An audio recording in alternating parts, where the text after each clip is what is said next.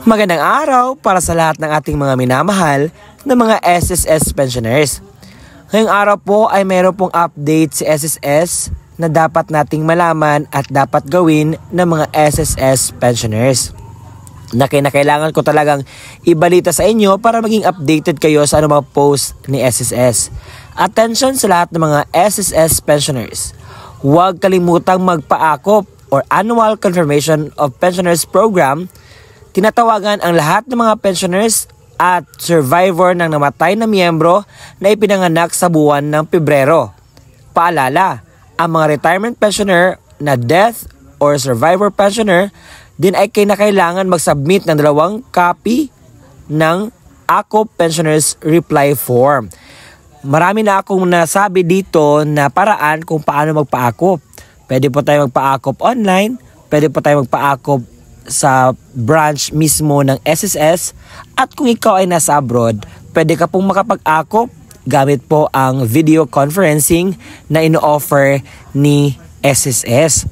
Dahil kung hindi po tayo makapag-AKOP, mapuputol po ang ating tinatanggap na pensyon sa SSS.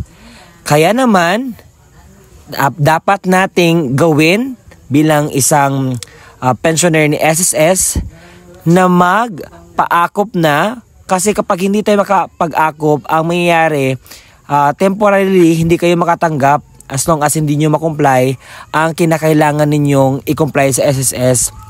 At sino nga ba yung magpa-AKOP dapat?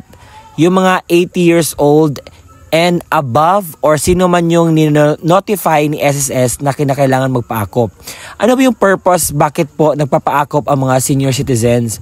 Para i-update ang data kung ang isang pensioners ay buhay pa, or kung sino ba yung pensioner ayun tumatanggap ng buwan ng pensyon sa SSS, kung sila pa ba ang tumatanggap.